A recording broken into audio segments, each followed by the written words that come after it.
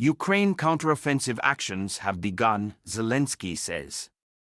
Ukraine's President Volodymyr Zelensky appears to have confirmed that his country's long-awaited counteroffensive against Russia has started. Counteroffensive and defensive actions are taking place, he said on Saturday. But he added that he would not talk in detail about which stage or state the counteroffensive was in. The comments come after an escalation of fighting in the south and east of Ukraine, and speculation about progress of the widely anticipated push.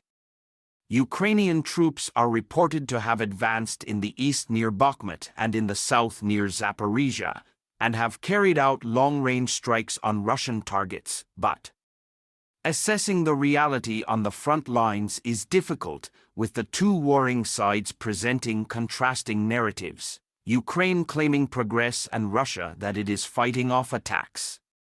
Russian President Vladimir Putin said in a video interview published Friday that Ukrainian forces had certainly begun their offensive, but that attempted advances had failed with heavy casualties. Speaking in Kyiv, after talks with the Canadian PM Justin Trudeau, Mr. Zelensky described the Russian leader's words as interesting. Shrugging his shoulders, raising his eyebrows and pretending not to know who Mr. Putin was, Mr. Zelensky said it was important that Russia felt they do not have long left.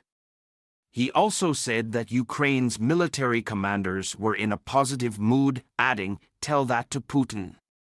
Mr. Trudeau announced 500 million Canadian dollars, £297 million, in new military aid for Ukraine during the unannounced visit. A joint statement issued after the talks said Canada supports Ukraine becoming a NATO member as soon as conditions allow for it, adding that the issue would be discussed at the NATO summit in Vilnius, Lithuania, in July. The news conference followed an overnight Russian strike in which 3 people died and dozens were injured in the southern city of Odessa.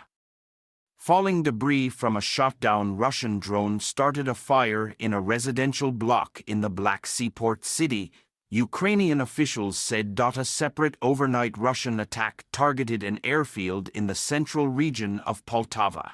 Ukraine's Air Force said the Odessa attack, which lasted 6 hours, involved 8 land-based missiles and 35 drones, and that air defense units were able to shoot down 20 drones and 2 cruise missiles.